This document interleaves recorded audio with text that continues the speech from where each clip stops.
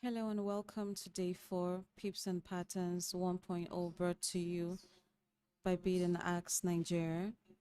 I am your moderator, V the Brown Creator, and we've had an exciting 3 days.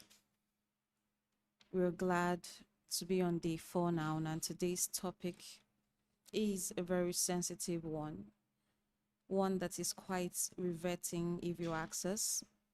And today we're going to be dissecting and discussing the interplay of risks, emotions, and psychology in trading.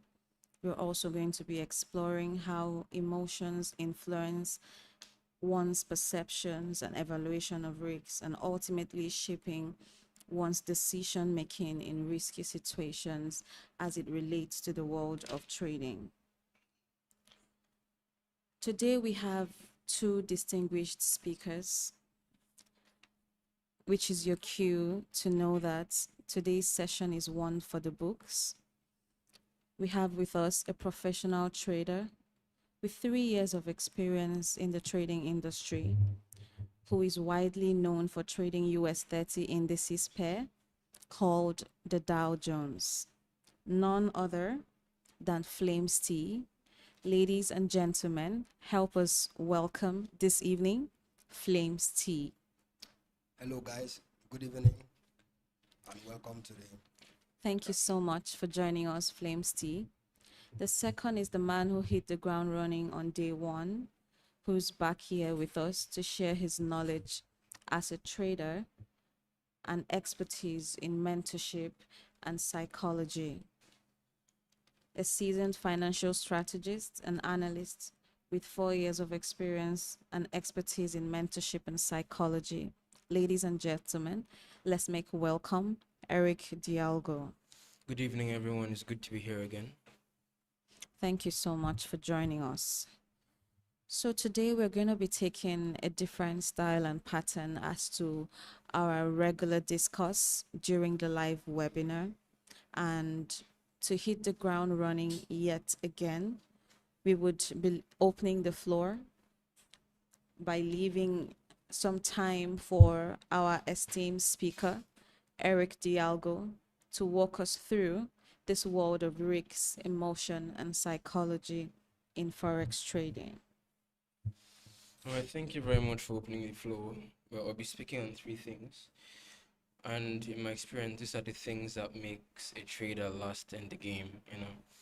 And these things are psychology, risk management, and emotion control. These are not just buzzwords to me, they are the core pillars that make up a trader. And let's start with trading psychology. You know, we all hear psychology, and all that. But then this is the invisible edge for a trader. And most people be asking, what is the holy grail of trading? Is it a particular strategy? Is it something that you apply to trading? But in my opinion, I would believe that psychology is the holy grail for trading. Psychology is about self-awareness, and before trading, you have to ask yourself certain questions. And one of the first questions you ask yourself is, why do I overtrade when I said I wouldn't? You know. Another question you have to ask yourself is, why do I close price too early when it's in my direction? And another one that most traders can resonate with is, why do I hold on to losing trades than I hold on to winning trades? These patterns have nothing to do with the market. It has everything to do with how we handle our fears, how we handle our discomfort, and how we handle our uncertainties in the market. Trading is like a mirror. It reflects your belief system. It reflects your need for control, your fear of loss, and how you handle boredom. It's about managing your mindset, and you know the market is not going to be easy on you if you do not know how to manage your mindset and manage your approach to the market. Another vital point is risk management. A lot of persons really have a problem with managing risks, and that's because it does involve money. people are very money conscious, and when it comes to money, they either want to mice or they want to let it all out so they could gain whatever they've lost. And that's a very flawed mentality. Going into the market with the expectation of gaining a whole lot of things, when in reality you have not set the necessary things intact, which is how you get to manage the risks if things go wrong. And there is this rule of thumb that always goes thus: if you are engaging on a trade, it is of necessity that you not risk about 1 to 2% of your capital. And the reason why people say this is because if you're going into the market with the idea of, I want to risk every single thing so that I could get rich overnight, let's say you risk 100% of your account, which is literally your whole capital. That trade goes sideways, let's say, and then everything's gone. What's next? You might say, okay, I have the monies to get into another trade. And then you do that, and it's a whole repetitive cycle. What that does to you is you are gambling, not trading, because you're going in with the mentality that if this does not work, I have other sources that I could get from to make it work, even though it goes sideways. But then, as a professional trader, you should understand that there is a limit as to how you risk. And then risking involves calculativeness, and you have to be very, very calculative about risking. And that's why there is that rule of thumb: do not risk more than 1 to 2% of your trades and all that. Another thing that is vital for a trader is emotion control. And we can't do away with emotions as a trader. You can't, because you're human. If it was a robot that was designed to trade, I'll be like, okay, there is no emotions in a robot. The robot is just gonna go into the market with whatever codes that you've set in, which is pure logic, right? But then, as human, you would have to reassess yourself, and you would have to know that even though I have these emotions as a human, I'm getting into this particular type of market that has no concern or no regard for my emotions. So I have to sideline my emotions and make sure that I keep them in check. Yes, I'm going to be aware that I have emotions, but I'm also going to be aware of the fact that I need to drop these emotions if I want to succeed in trading. And then this is what most people do not understand, because they go into the market with the fear, with the need to revenge, with the need for greed and all that. I can remember when starting out as a trader, I would do this thing where I'll see the market, let's say we have a bullish move and it's pretty impulsive. And let's say I had a loss earlier on. So in order for me to recover that loss, I would just jump into that move that I see with a very high lot size, possibly one lot standard lot size or two standard lot size. And my need for that was I needed to recover rather what I have lost.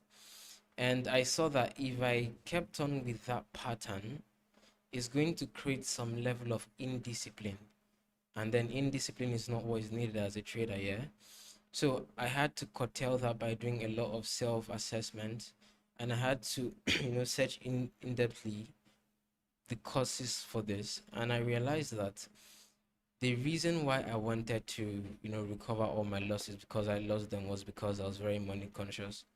And in order for me to be a professional trader, I have to stop with the whole money consciousness of a thing, because it's going to make sure that you lose. That attitude is going to make you lose a whole lot of monies than gain a whole lot of monies instead. I always say it is of necessity that you put in the forefront the knowledge that you have learned, because it's the knowledge that is required for you to make monies. And if you do not have these necessary pillars, which is psychology, risk management, emotion control as a trader, you're actually gonna mess up big time, even if you have knowledge, as I said, that you should keep forefront. So it is of necessity that these things are kept in place, because if they are not kept in place, and okay, let's say you have a working strategy, right? And I always say that strategies and psychology work in tandem. And if your psychology is messed up, your strategy, which might be perfect or which might be close to being perfect, would not work for you, because you are going into this market as human and your psychology is a working one, yeah, but then your perception of the market would actually make you take trades that would end up in losing streaks because you have not set these pillars intact. But then I would love to hear what my brother has to say concerning these pillars, which would be the psychology, the emotion control, and risk management, and how they apply their roles in trader. Thank you very much for those insights. Flames Tea, you have the floor, please. Right. That was a very beautiful one from Eric Dialgo. You know, one of the most significant challenges traders face is managing their emotions. Fear and greed drive many trading decisions. They can cloud your judgment and disrupt your ability to make rational decisions. You know, fear can actually paralyze a trader, preventing them from taking necessary risks. Right. Now, there's this one particular fear that every trader, as a beginner trader, has, which we term it as FOMO, fear of missing out. Right. Fear of missing out is a well-known psychological phenomenon that affects traders of all experience level. Right. There is no trader in any kind of level that does not experience this. So it refers to the fear of what? Missing out on a potential trade, right? On a potential trade.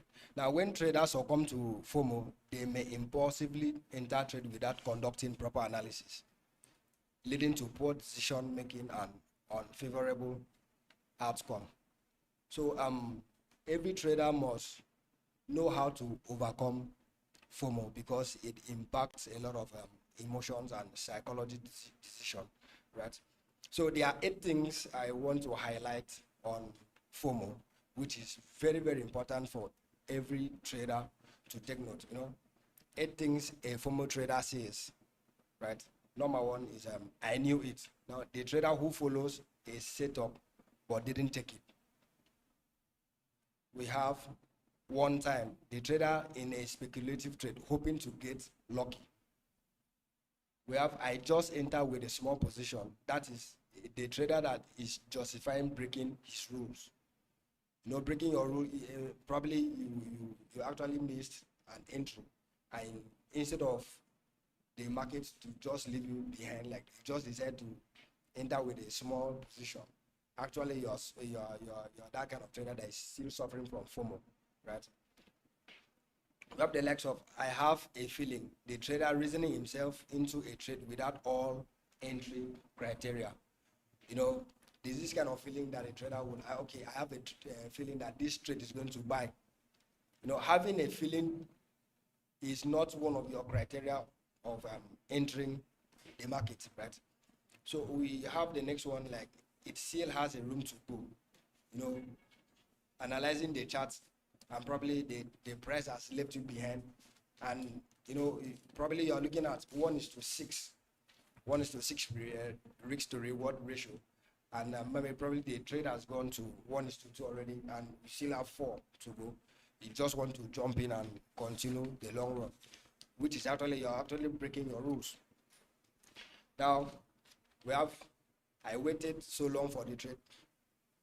I waited so long for the trade means that, you know, when waiting for your setup, right, you can actually wait for a day, you can actually wait for 8 hours. Like what I did today, I actually waited for almost 8 hours to pick a trade, right? So having that confidence that you have waited so long for your trade to play out and you did not take that trade brings you into FOMO and you are breaking your rules. Now we have not this time. That's the trader who enters too early after a missed trade. Probably you have missed a trade and you said, no, I can't miss this particular opportunity. And finally, I could have made it so much money. I would have made so much money today. That means the trader that beats himself up, right? I would have made a lot of money today, but why did I close early, right? So listen, these 8 things is what compound the word FOMO, right? Which destroys a trader's psychology and also risks. Thank you very much, Flames T. Now we have an understanding that emotions have a way of overriding cognitive considerations when they are intense. What are some behavioral patterns that can affect a person's decision making while trading? Okay, some bit that can affect is your mindset, number one, because every behavior comes from the mind, right? So if I usually say that a wrong psychology will lead to a wrong decision, and a wrong will lead you to definite losses, right? So when once your mind is not intact, you tend to lose. That's number one. And number two is the market does not care about your emotions, right? You are dealing with something that does not have life, something that does not look at you and see your mannerisms, something that does not pity you. So when once you put these things into consideration, you just know that you need to be of a good behavior, right? Because the market behaves according to how it is being programmed. So as an individual that you are going to a program system, you must have a program behavior. Program behavior in a sense that you have your own strategy in place. When once you have a good strategy that works in the market, that creates a good behavior for you. And one of the things I want to really add is proper risk management, because if you do not have a good behavior in place, you cannot manage your risk successfully as a trader. So your risks, the way you risk, are you an aggressive trader? Are you a conservative trader? Because we have 2 types of trader. We have a trader that is very, very aggressive, right? When once he sees his positions, he goes all in and makes good profit. We have a trader that takes things slowly. I don't want to rush, but I want to take things slowly, consistently, right? So before you can build a good behavior, you must identify the kind of person you are. Are you an aggressive person, or are you a conservative person? That's how you can build up a good behavior when it requires trading. Okay, let's delve a little deeper into the emotional side of things. Can you share what your emotional maturity journey has been from when you started and where you are now? And what are the actionable steps that you took to build a solid emotional standing? All right. It has been a very journey so far, so good. You know, one of the things I did as a beginner trader was I was money conscious. I wanted to enter and make money without not knowing that there are other things to consider, right? Now, as a beginner trader, few years back, I saw the market as an opportunity to pick money, right? Opportunity to do what? Pick money. But I did not put it into practice. I did not really think that I need to instill what we call discipline, right? Because you need to discipline your emotions. Human beings are full of greed when it comes to money. So when once that greed overshadows you, you'll not be able to control so many things, right? So the first thing I did was to take out money conscious mentality out. This is a business. When once you take trading as a business, there are many things that you will not do, right? There are many careless decisions that you will not take. So when once you take trading as a business, you will culture your emotions, number one. Now, secondly, what I did was to get a mentor, someone that knows and has experience in the market, someone that's making consistent profits. right? Now, a wise man once said something. He said that don't learn from someone that has not failed before. If you learn from someone that has never failed before, that person is a time bomb. Now, learn from someone that has made plenty mistakes and has corrected his step. That is someone that will be able to do what? Guide you one after the other. So when I when I met my mentor, right, one of the things he told me was he sits every weekend 8 hours on his chart to backtest. Now, for someone that does not know backtesting is the process of going back to the historical chart, applying your model to test if it is actually working, your strategy, if it's actually working. Now, if my mentor can sit down 8 hours on Saturday to backtest, and he's good, I mean, he's good. Now, as a beginner, I usually sit down probably like 1 hour. Like, I'm joking. If my mentor has to do 8 hours, that means I have to do over 14 hours, 16 hours to be good in it, right? So by doing that, to build confidence in my chart and everything. Now, the third thing I did to control my emotions was to stay off chart, right? When once you keep looking at the chart, you start creating unforeseen analysis, right? You start creating unforeseen opportunities. Like, I need to buy, I need to sell, come on, I need to do this, I need to do that. So when once you take your eyes off the chart a little bit and allow the market to be itself, at that moment, your psychology, your emotions, everything is calm. And when once you want to come into the market with fresh mindset. Everything should be fresh. Nothing should be hanging. You should not have a leftover because the market changes with time, right? So that's how I was able to overcome this, being disciplined, number one.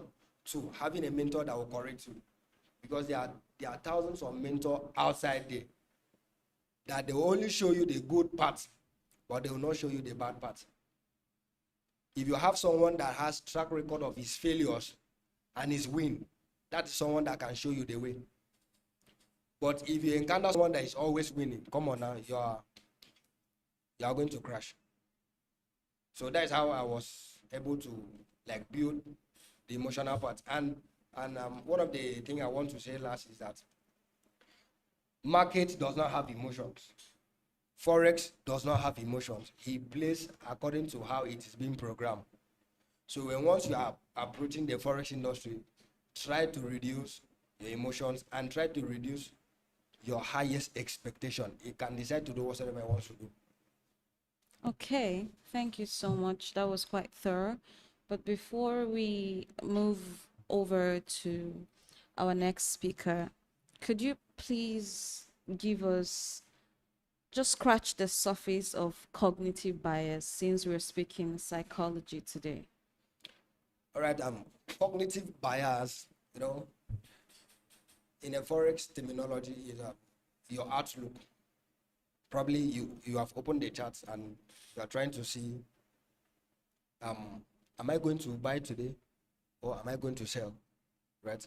When once you have that bias, that, okay, probably for instance, I opened the chart today and I said, from my few analysis, I want to buy the market today, right? So that bias will enable you to watch out for your own model, to watch out for your own strategy, right? If we happen to open our charts today and we are looking at, we have identified that today, this week, we have been running on an uptrend market. An uptrend market requires that one of the strategies requires that you will look at a double bottom to pick what? A buy instead of looking at a double top, right? So when once you have that mindset that, come on, we are in an uptrend, that is a very cognitive bias that you have set for yourself. Remember, a wrong bias against the market will end up in losses. Now, a right bias according to the market will earn you in so much profit. Okay, that was more than scratching the surface on cognitive bias.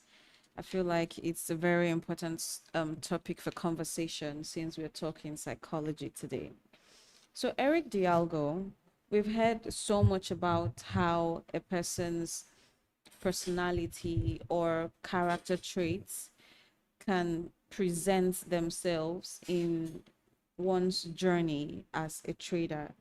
So, how much does personality play in one's psychology as a trader? Well, personality is quite important if you're also approaching the market, right? Because it's from that personality that you shape your psychology.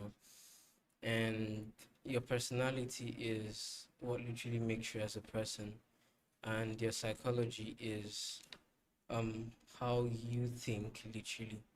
So I believe if you are someone who grew up in a background where you were less privileged, you didn't have accessibility to resources and materials, and your natural instincts approaching a system or an industry where there are no limits, you would literally want to pick more than you can carry, or chew more than you can buy.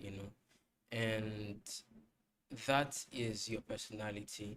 And then you would have to shape your psychology into knowing that in as much as we are in an industry that you can literally get anything that you want to get, there are also downsides to it because you can get smitten.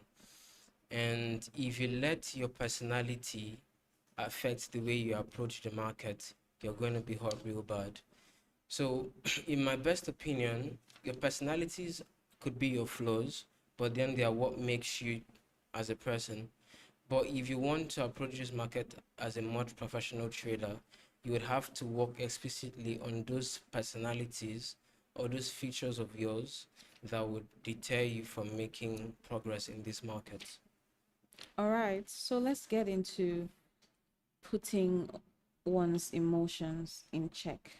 I understand that there is a thin line between fear and hesitation. You want to take a trade, fear shows up, hesitation shows up. Sometimes hesitation could even camouflage as fear. How do we spot the difference between these two emotions? Hesitation and fear. Well, these are things that would deter you as a trader, honestly. There's something that says emotions are a shadow of attachment. Kill the need to win, and then you kill the fear of losing. So that's gonna answer the fear part of trading. The reason why most people are scared of losing is because they always want to win. And then if you keep winning as a forefront in trading, your main motive is I want to be right. So if I am right, I can win. And that's a flawed mentality, I must say, because you cannot be constantly or consistently right in this market. Because in as much as we have strategies, we have our psychology intact, we have our emotion control intact and everything, it's a game of possibility in the end. So you have to have that need to win dead, because if you have that need to win active, you would also want to have that fear to lose. And that's what makes a lot of traders have that fear of missing out on the necessities. So how fear and hesitation can deter you as a trader is you are literally scared of how much you can lose in this market, which means you're money conscious. And then because you are money conscious, or because you've lost monies in the past, you now get hesitant engaging on your setups, the A setups, or the setup that your strategy has literally presented to you. So moving on into being a professional trader, my advice would be you have to kill these things in order to, move on and to succeed as a professional trader. Okay, so at the start of this conversation, we highlighted that emotions have a way of overriding cognitive considerations, especially when they are intense. How does one refrain from taking a trade from a place of emotion, or just generally operating from a place of emotion when he or she is actively participating in the market? Discipline. If you've got discipline, that would be the least of your worries. I said earlier that we're humans, right? And we can't do away with the fact that we've got emotions. But then what makes you ace in the market is awareness of those emotions, awareness of self, and then understanding when your emotions should be used and when your emotions should be shut off. So discipline is what will give you the ability to not approach the market emotionally. Because if you've got discipline, you would know the essence of journaling. And if you're to journal, you would have set of rules and you would have some level of guidance as to how you should view the market. And you only get to view the market in the light that you have written down. And in the light you've written down is going to be of pure logic and no sentiment, right? So you know that if I'm faltering from these things that I have written down, I'll literally be smoked in the market. So I have to approach this market from a point of logic, from a point of rules, from a point of certain principles. And if I'm approaching the market from the certain principles and all, I would not look at the market as though I want something from the market. I'm looking at the market as though I am applying certain strategies or certain knowledge concepts that I have learned, and I am waiting for whatever outcome the market gives to me. Okay, Flames Tea. So the topic of risks in forex trading shows up more times than we can remember. But I do know that there could be someone listening to us right now who doesn't understand what risks in trading entails. I would like for you to take us up on that. All right. Thank you very much for that. Risk is very vital, not only in trading, but in life, right? A wise man once said something. He said, if you fail to take risks, it's risk itself. So risk applies in all areas of life. Now, when once it comes to the financial industry, which we are in the forex, you don't want to go in there to maybe probably lose your money. That is where the risk comes in. Now, in any business anybody engages, there are certain amount of money or there are certain risks you want to take, right? Now, when it comes into the forex industry, let's say someone funds $1,000, right? You don't want to go in there, probably the market is against you and you lose everything instantly, right? Now, you have to risk a certain percentage of your money. Now, let me bring this, in the secular world, let's say in the sports world, we have the likes of sporty bet. I mean, some guys outside, they do sporty bet, right? You will see someone actually probably just want to put in, let's say 5,000 naira. He knows that 5,000, if the game goes against him, he's going to lose all. But that does not apply into the forex industry. Now, in the forex industry, if you happen to have maybe you fund your account $1,000 and you wake up in your mind, you said, okay, in today's trade, if the trade goes against me, I'm willing to risk $50. You have already created a system, a mindset, and everything is in place that if the trade of today goes against me, you're going to lose what? $50. And your balance remains what? $950. Okay. That is where you put your risk into play. Now, there are there are kinds of traders that they have seen an opportunity in the market and they say, okay, I want to harness this opportunity.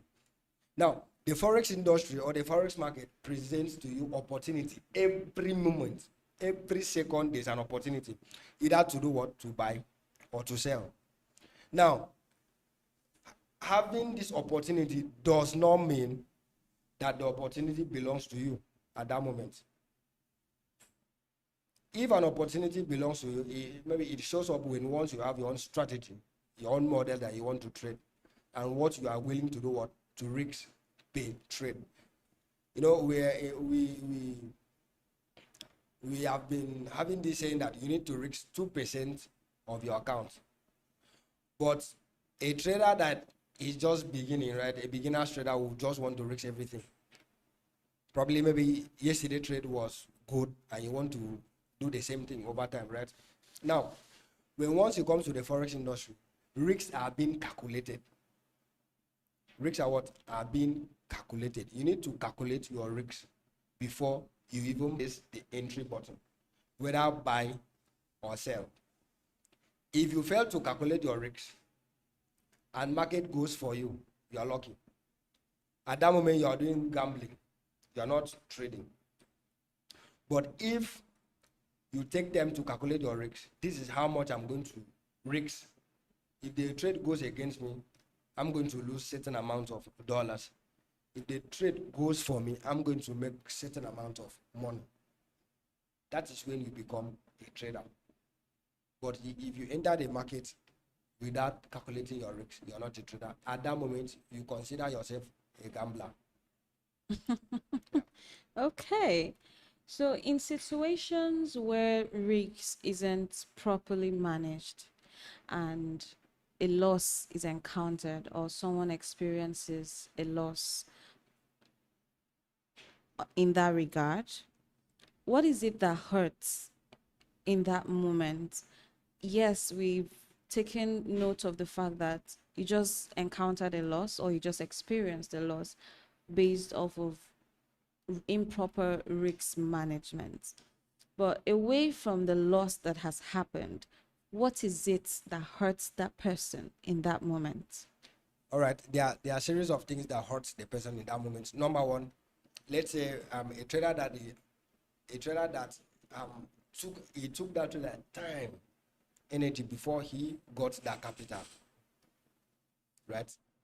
So I will answer this question in two perspectives. Now, a trader that is struggling to have a capital and a trader that has the money somewhere, that if he loses this one, someone that has money somewhere to fund back after losing an account, he does not really feel anything deep or he does not feel anything hurt.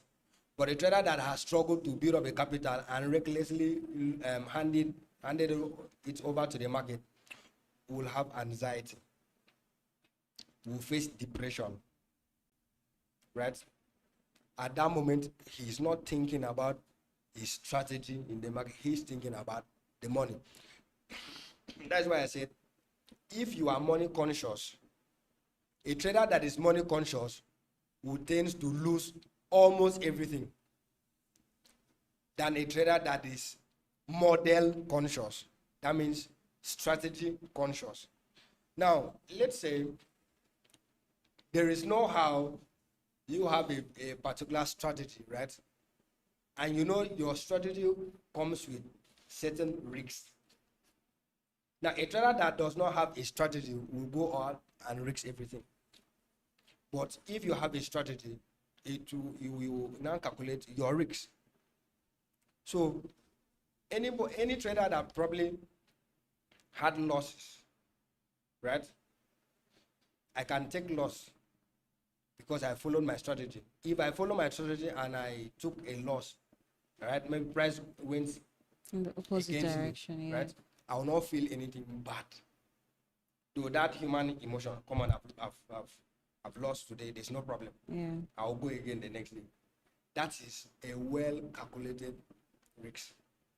Now, a trader that did not calculate, but keep hoping that the market will come to his favor and loses everything, that trader will suffer from anxiety, depression. He or she will want to quit. I say, come on, this is not working. It is not working. It is not working. Why is it that every time I enter, I always make loss? It's because you do not have discipline in place and probably you are not following your strategy successfully. Okay, thank you so much, Flames T. So we have a quick announcement to make. We have observed a high level of consistency from two of our listeners in persons of Ame Wisdom and Hemi Josh. We've noticed your consistency from day one through day four of our live webinar, and truly we appreciate your efforts and we appreciate the time that you take to tune into our sessions on a daily from the first day we started. Please reach out to us on Telegram. We have something special for you. Ame Wisdom and Hemi Josh. Thank you. So let's continue. Eric Dialgo, Flames T has mentioned strategy more times than I can remember. How important is psychology compared to strategy?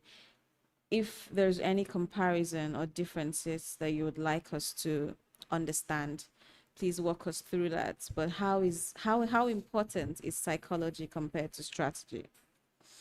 Well, if you have a $10,000 strategy and you have a $10 mindset, the market will bill you for the difference. And what that means is your strategy could be perfect and everything, but then your psychology is flawed. You're literally not going to ace this market. Like I said earlier, strategy and psychology works in tandem. And if one is bad, you'll be smoked as a trader. So it is of necessity that you have a valid psychology and you also have a working strategy, because you're going to need these two to ace as a trader. Okay, so let's move over to something that seems minute but is a huge weapon in this industry, journaling. And we say journaling is a necessity and not a criteria. What does that really mean? And so journaling is a necessity, not a criteria. You're right. Because if you're making it a criteria, right, you don't see it necessary to do. But in as much as you want to be a professional trader, you have to make journaling a necessity. Can traders do without journaling? Yes. But is it advisable for traders to go without journaling? No. Because when you're journaling, that makes you literally be your own therapist. Because then can you make introspective decisions? Can you do some self-assessment and all that? Because the essence of journaling is so you can write down a certain principle or set of rules, or so that you can write out how much you intend to always risk on a trade, or how valid your strategy is going to be in the market. So it's of essence that you learn how to journal, and it's of essence that you know how to properly journal as a trader. And I'll just give some tips on journaling, right? If you want to journal as a trader, you have to know the necessary whys, what, and where. You know, when I say why, it is why did I take this trade? And when I say what was I feeling when I took this trade? And I'm talking about where, talking about your entries and your exit as a trader. Where do I enter into this trade? Where do I exit from? You know, those little concepts can be expatiated, but it's going to take a whole lot of time if I'm expatiating them. But it's in the end of necessity for journal as a trader. All right, thank you. So we've said discipline over motivation. What are the reasons that discipline is placed above motivation in trading? Motivation can only take you so far. Discipline keeps you. How long are you going to always motivate yourself? How long are you always going to listen to, let's say, Eric Thomas or whoever you're listening to that motivates you, right? So if you're motivating yourself, it's temporary. It's good to motivate yourself anyways, because enough motivation would, make you start to walk in the path of discipline. but you have to inculcate the habit of discipline. It's a very heavy responsibility to be disciplined. Discipline is, I know that I could get into this trade and I could make money, but my requirement to enter a trade has not been met, so I can't enter it. It's painful, no doubt, to see that that trade will leave you, but it would actually help the way you think if you're to build discipline around that. So, the reason why I always hit on discipline is because there are certain days that you cannot even motivate yourself. There are certain days that no one will have the ability to motivate you. You can't even, or you do not even want to get out of bed. But then, because of the discipline or the level of discipline you've inculcated, you get out of bed knowing that this has to be done so that you're going to have desired outcome. All right, it's time for us to take questions from our audience. And we have already received a couple questions. If you're yet to send your question, please check the chat box. There is a link there. Tap the link. It takes you straight to the Telegram channel. There you can drop your questions and we can attend to them as much as time permits us. So we'll take the first question. Flames Tea. All right. This person says, do you think discussing your profits with family is a bad thing? Discussing your profits with a family is a bad thing. Yeah, with your family members or your friends. All right. I think that is a personal business, right? But I will not advise anyone to discuss your profits with your family, because when once you take a loss, right, you will not want to discuss with them. When once you take a loss, you will not want to discuss with them, right? So they should enjoy the benefit of the profit than to hear the figure of your profit. Okay. Yeah. That's a nice way to put it. The next question says, I understand that we should take trading as a business, but what happens when you're the breadwinner or the significant contributor to the family and you have a small capital? How do you manage this? Wow. Okay. All right, taking trading as a business is good, but you need to have other source of income if you are just struggling to build a capital, right? Now, if you are someone that has, let's say, $20 capital and you are the breadwinner, it has a way of affecting your psychology, your emotions when once you want to enter the market. Because come on now, we have some food stuff to stock in the fridge, right? And you have $20 and you want to make like extra $10 to cater for that need. What if you lose the money? You understand? What if you lose it? So the fear factor is So there. the fear factor is there. So I would advise, take some other jobs outside, build capital from there, let the expenses come from that particular one while you focus on building your small capital to something good. Yeah. Okay. So the next one says, I think Mr. Eric should respond to this, please. The next one says, will you have a better psychology as a trader if you come from a silver spoon family? No, you're not gonna have a better psychology as a trader if you come from a rich family, right? Because psychology is an approach on how you view the market and all that, you know. So let's say you came from a rich family. Let's paint a scenario right now.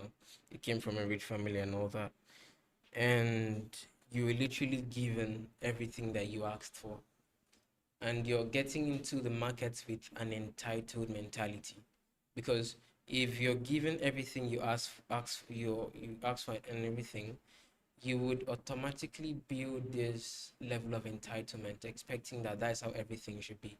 So if you're going into the market with that type of mentality, it's going to humble you, big time.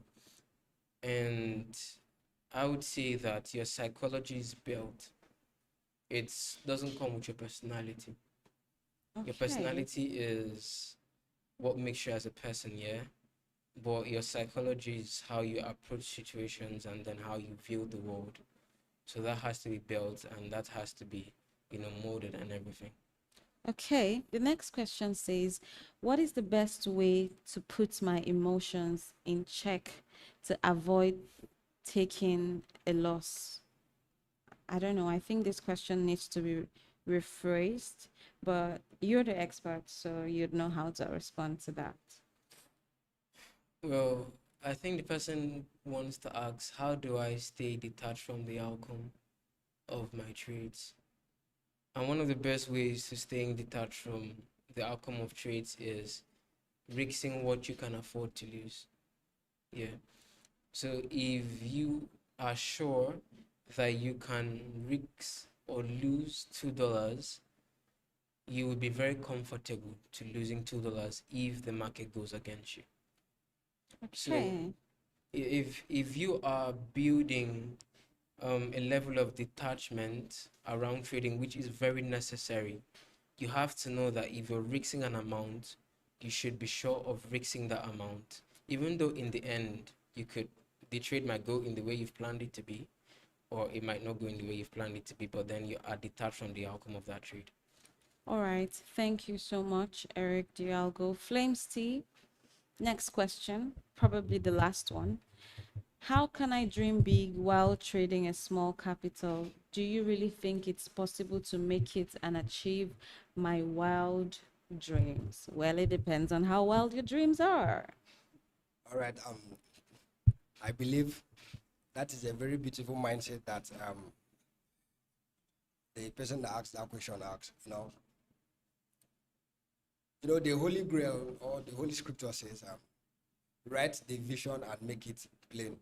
So you have to write your goals. How to achieve this is your goals. If you have a very beautiful goal and it is well streamlined with everything intact, you'll be able to achieve what you wish to.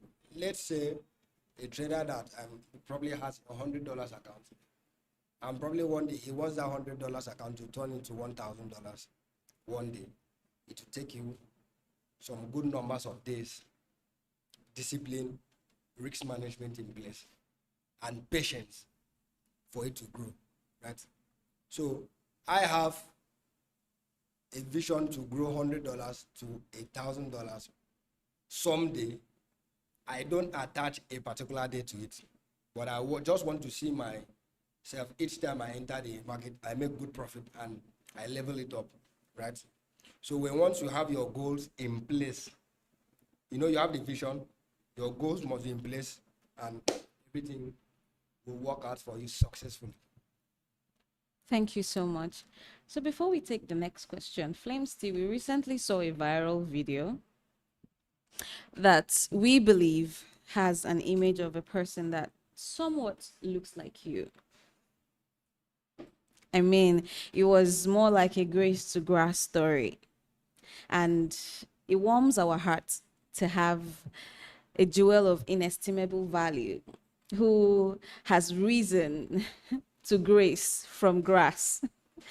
And we want to believe that your hard work and dedication and discipline and all the things that you've taught yourself over the years, ever since you came in contact with Forex trading, we want to believe that all of that has contributed to the person that you are now and the lifestyle that we now see. So if you were to say one thing to your younger self, what would that be? All right. That's very beautiful. Now, if I have to say one thing to my younger self, don't focus on the money. Focus on the value, the strategy. Money follows after value. Yes. And I can rephrase it. Money attracts what? Value attracts money. Money. If you see someone that is valuable, definitely the backbone It's the money, right? So I'm saying this to other people out there. Remove the mindset of making money and place the mindset of making value. You definitely attract the lifestyle that you want. Thank you so much. That was so riveting. The entire conversation has been. Eric Dialgo, we do believe that being the king of psychology, you may have a mind nugget for someone who is listening right now, just before we draw the curtains. So, what would that be? That would be the market does not reward the loudest noise and it doesn't reward the strongest of will. The market rewards clarity, and clarity comes from silencing the chaos within. Okay.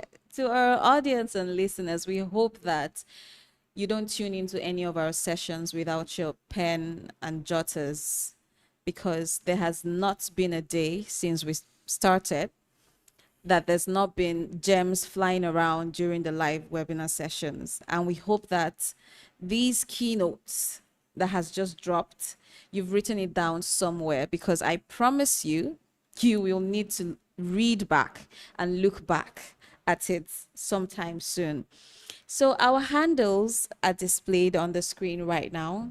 Do ensure that you're following us closely on social media so you receive all the updates that we have concerning the last day, which is tomorrow. And as you know, the end justifies the means. So if you've tuned in from day one and now day 4, you don't want to miss day 5. And we will keep the speakers a surprise until we've published an update on our social media as to who the speakers tomorrow are going to be. Tomorrow is not a day to miss. You would not only be missing value, but you're possibly going to be missing potential giveaways. So that is just the tip that I have received, the direction I have received from those up there. So you don't want to miss day 5. Thank you so much for tuning in.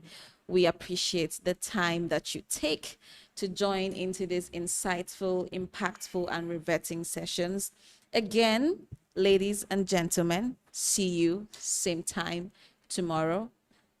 Have a pleasant evening. Thank you.